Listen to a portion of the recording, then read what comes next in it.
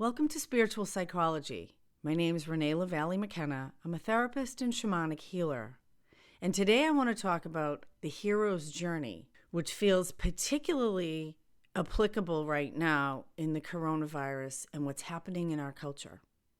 The thing about myth and legend is that they speak to timeless truths about the human psyche, and they give us instructions for how to move through life, through difficulties, through challenges in successful ways. And they can also tell us what happens if we don't follow the instructions.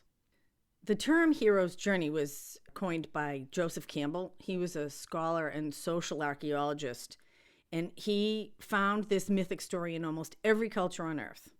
The hero's journey is an expression of this universal process of personal growth and maturation that we all go through, individually and, I'm going to say, culturally. And I think that's a lot of what's happening right now is that we're approaching a cultural crisis, and there's a lot of different ways that this can go, and we each have a part to play. My own belief is that the overculture is just a collective of our individual culture. We each have a culture within ourselves. We have a culture in our family, in our church or community, in our state, in our country. The hero's journey can be happening on lots of different levels. But because we are each like cells in a great body, when we do our individual work, we can affect the health of the whole. And our individual work is to grow on a soul level. And the hero's journey is like an instruction manual for how to do that well. In a traditional hero's journey, there's a terrible demon or dragon ravaging the countryside, and the hero goes on a quest to save the village. He challenges his own limitations, slays the dragon, and brings back the treasure which the beast has stolen. He returns the treasure to the village for the benefit of everyone and becomes a hero. We can take the process of the hero's journey as a map for our own inner experience, and it's interesting to look at each aspect of the hero's journey as a part of ourselves. And if we do that, we could say that the hero is us, the village is our life circumstance, and the dragon is our lower self, lurking in the shadows of our own unconscious, messing everything up. The dragon is all the stuff we find unacceptable about ourselves or scary about the world at large, stuff we don't want to deal with. We want to avoid or ignore or project outward onto other people and circumstances. It's the disowned part of ourself is the dragon. The dragon steals our treasure by keeping us from our own soul's purpose. It greedily and jealously hoards the gifts and talents of our purest and highest self deep in the cave of our own unconscious.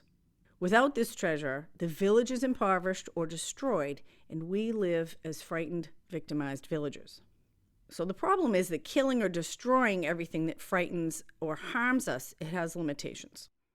If we believe that we are all part of a greater whole, then doing harm to anything or anyone eventually harms us as well.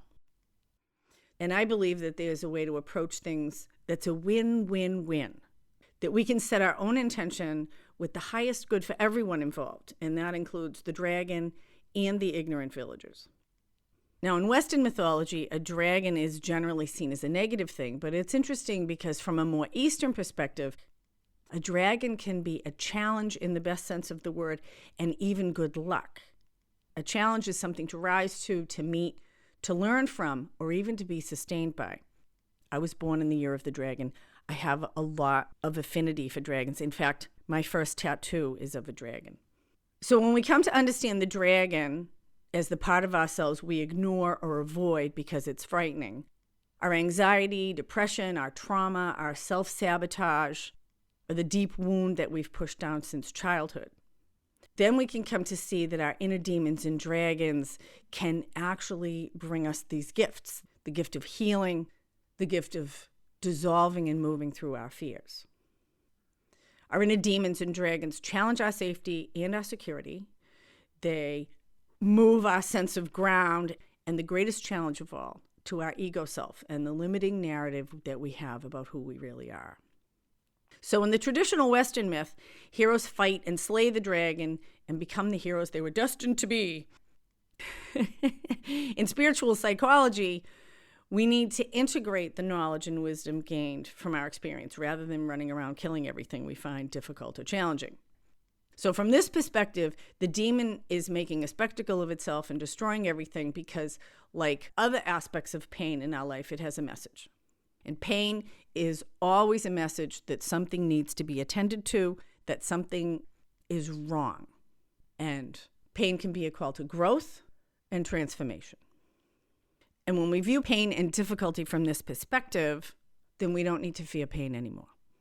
We need to face it and see what it's trying to tell us. So when we turn toward our inner demons, when we can engage in dialogue with them, we find that they do have a treasure for us. The treasure of how we can face our deepest wounds and fears and challenges and become the hero of our own life. So from this more benevolent perspective, the treasure we are questing for in life is not something that we need to rip from the grasp of someone else. It's something that we've had inside of us all along. It's the treasure of our own unique gifts and talents to own and reclaim for ourselves. So when we bring the power of compassion into this process, then the dragon or the demon itself is healed and transformed and possibly becomes an ally, just as intense, but now fighting to support our highest good rather than keeping our treasures buried and imprisoned. Our own hero's journey is that of identifying and liberating the gifts of our authentic self and transforming the processes that we've used to keep them buried in the cave of our own unconscious. So in times of great difficulty, it's imperative to remember or to come to know that there is so much help available to us if we know how to access it, that we do not have to go into the cave to face the dragon by ourselves. And whether we understand this ocean of consciousness we live in as our own higher self, God, nature, or universal mind is irrelevant. The truth is that we are all part of something greater than ourselves, and accessing higher power, whatever your understanding of Source may be, will change the course of your life, your experience of it, and the ability to move wisely and successfully through the challenges that life offers us. Life is supposed to change us. And if we subject ourselves to it deeply and trust the unfolding process, then we can live with more peace and even finding joy and fulfillment in the midst of difficulty. So like the greatest heroes, we don't have to travel the path alone.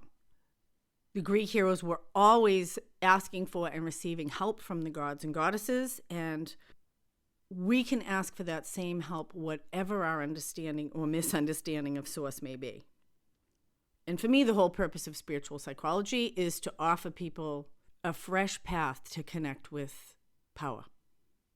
Much of the spiritual path is about exploring and navigating our own internal world, seeking out important but long-buried parts of ourselves and retrieving the life energy they hold. It's really important for our development and wholeness. I believe the universal call is to heal and transform our inner demons and reveal the magnificent resources of our own highest self.